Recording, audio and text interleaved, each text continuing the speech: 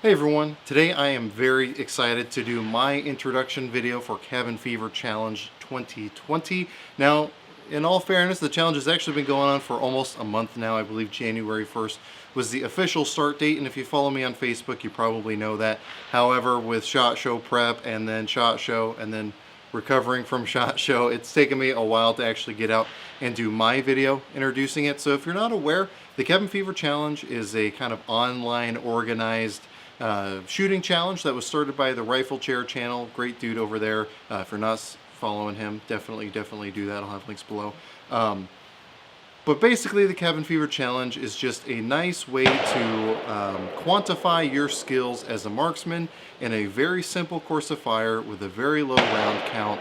And it's something that I think everyone should do just to kind of measure themselves and kind of see where they are at. And then in the context of the Cabin Fever Challenge, be able to track that progression over time, which is kind of my reason for doing it. Now, I was one of the moderators for last year, and it was also my first year competing, and I really had a good time, and I was looking forward to doing it this year. I used one same gun, and then I was able to get some different guns for the other divisions, which this year will be my first year competing in the single shot division. So with that being said, let me go ahead and break down the different classes that you can compete in for the Cabin Fever Challenge, which this year we now have 5 classes. So class number 1 is your vintage semi-automatic category. So really any semi-automatic that was produced or designed prior to, I believe the cutoff is 1958. Basically no AR-15, so that or older. So M1 carbines, M1 Garands, VZ58s, AK-47s, SKSs, SVTs. I ran a Gewehr 91 through it informally last year.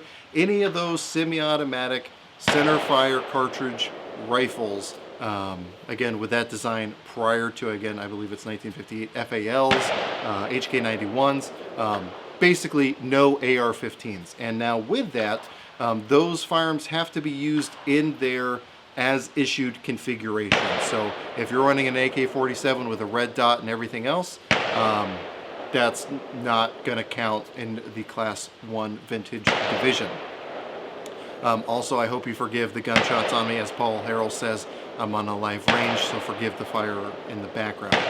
Now, Class 2 is the Modern Unlimited Division, so that's going to be any tricked out gun you want. All AR-15s fall into this division. So like I'm going to be running an AR-15 with a magnified optic and a suppressor because why not?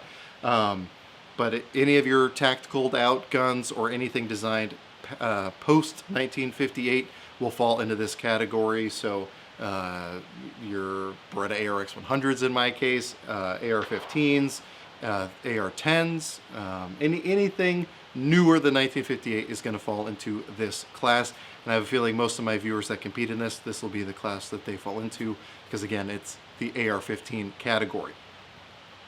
Class number 3 is the manually operated class, so bolt action, pump action, or lever action guns. Now, these are going to be kind of an unlimited category as well, because if you're running a scope, if you're running a red dot, you can run whatever you want on top of that manually operated firearm. It just has to be manually operated. Again, bolt action, lever action, pump action, that kind of a thing. Class 4 was new to last year, and that's the single shot division. So that's any sort of break action or falling block, anything like that.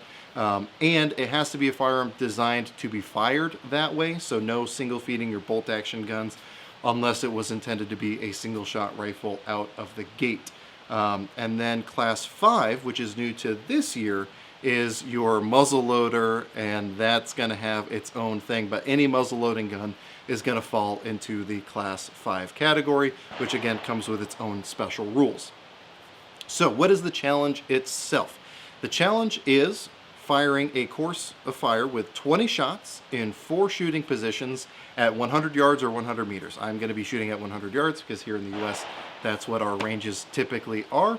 But you can do 100 yards or 100 meters, whatever is going to be best suited for your conditions. Now the course of fire itself is going to be 5 shots standing, 5 shots kneeling, 5 shots prone, and then 5 shots sitting, in that order, with a mandatory reload in between. So even if you're running 30 round mags, you have to only load 5 rounds per magazine and do a reload in between firing positions. So again, 5 shots standing, reload, 5 shots kneeling, reload, 5 shots prone, reload, 5 shots sitting. Now, one of the important things to note is even in the unlimited category, the prone and all the other shooting positions have to be unsupported. You can rest your elbow on your knee for kneeling and all that kind of stuff, but you can't use a bipod, you can't use sandbags, you can't use any sort of outside device to help stabilize your gun in any of those shooting positions. However, the use of a sling is okay, so if you wanted to bind into your sling, that's totally up to you. Now, the one exception that applies to the muzzle loaders is, if, and I could get this wrong, definitely reference the full list of rules, and I'll probably also put a note on the screen if I get this wrong. But for the muzzle loaders, it is only 1 shot per shooting position, because if you had to fire a full 20 rounds, that would probably take quite a while. So you are allowed to just do 1 shot per shooting position, and then do whatever you feel is going to be safe as far as how you reload. If you stand back up in between loadings just to make sure everything is nice and squared away, that's totally up to you. Just make sure you do the actual shooting from that designated shooting position in the order as mentioned before. Now, the way the scores are going to be calculated is it's going to be your number of hits times 5 divided by your total time in seconds times 100, and that will give you your score. So if you've seen my videos in the past, that might make a little bit more sense, but just watch the video I'm going to be posting immediately after this one, and you'll get an idea of exactly how that scoring system works. Now, as far as where the time begins and ends, your time begins at your first shot and your time ends at your last shot. So you don't have to worry about having a buzzer and then time starts going until your first shot. The timer starts at the very first shot and goes until the very last shot. Now, it is important that you use the approved Cabin Fever Challenge official targets, which look like this. This one happened to be when I was checking my zero on, so it's got a couple holes in it already.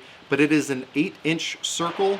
Now, before you go ahead and ask in the comments, well, can I use X and such a target, or can I shoot a steel target? You have to use the free Cabin Fever Challenge official targets.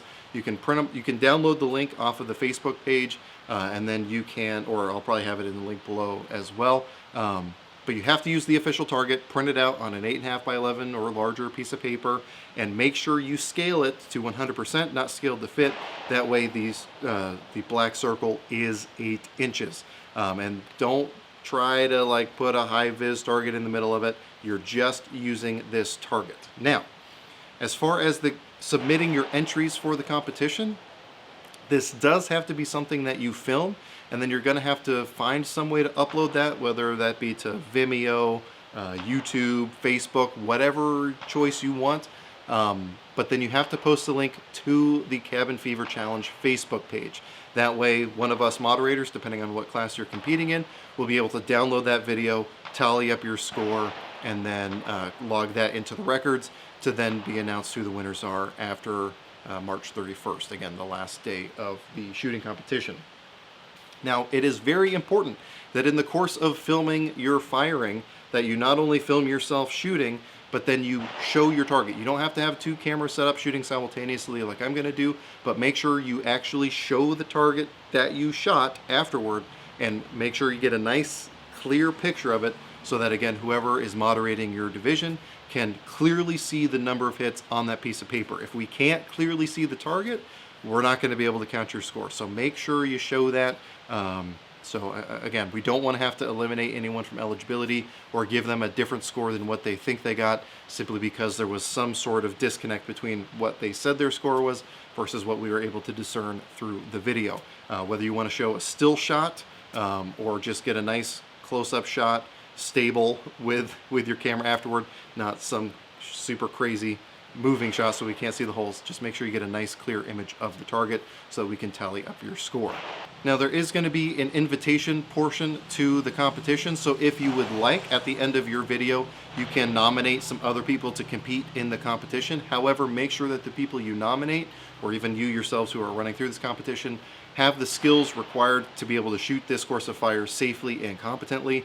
We don't want people, muzzling other people on the range or doing anything unsafe during the course of fire. So make sure the people you nominate are capable of completing this course of fire in a safe manner. I kind of briefly alluded to it earlier, but I want to also clearly state that you have to fire a center fire cartridge. It can be pistol or rifle, but no rimfire. So no 22 long rifle. You can shoot 9mm if you wanted to, 5.56, 308, 303, 44 Magnum, anything like that. Just make sure that it's a center fire cartridge in order for it to count. Now, you can, if you so choose, still compete with it with a 22. Say you have a young kid that you want to be able to have them run through it. It's just their scores won't be counted towards the winners or whatever of the different divisions. So I do hope that many of you choose to participate in this challenge, even if you don't think you're going to win. To me, that doesn't matter. Winners, losers, to me, it's all about participating in a community of fellow firearms enthusiasts on the internet, and again, having a means to track your progression over time. And it just creates this really nice interactive atmosphere where you get to interact with other people, congratulate other people, they'll congratulate you, etc. It's just a really nice, encouraging atmosphere. Now, with that, my personal choice for how I shoot these courses of fire is, after making sure everything's zeroed in, I shoot each course of fire with each gun once, because for me, it's just a way to measure my skills as they are at that time. So I want to make sure that I feel the most accurate way, sorry, there's a bug flying around. The most accurate way to measure that is to do one course of fire per firearm. If you so choose, though, you can run this competition as many times as you want with the same firearm. You just then submit your best score. So you can run it with an AR-15 100 times if you wanted to, if you want to go through 2,000 rounds of ammo. However, you can only submit one score per class, and you can compete in as many classes as you want. So I'm going to be competing in class 1, 2, 3, and 4 this year, which should be a lot of fun with the firearms I'm going to do it with.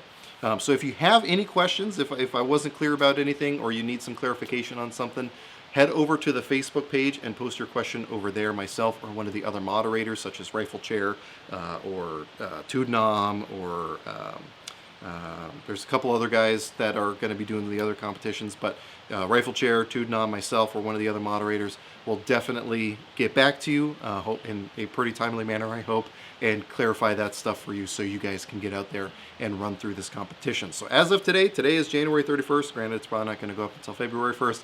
You guys have 2 months to get this competition done. If you have snow, that's just the reality of the world. I had to run that in snow last year with a kilt. It is what it is. Thankfully, today I'm running it. It's not even raining, and it's actually not even that cold today, so that's always a good thing. But again, I'll have all the links below. Definitely head in there and check it out. And again, I want to see a lot of you competing in it this year. There were a few of you last year. I want to see more of you guys in the competition this year. So anyway, as always, I hope you got something out of this video, and I really appreciate you watching.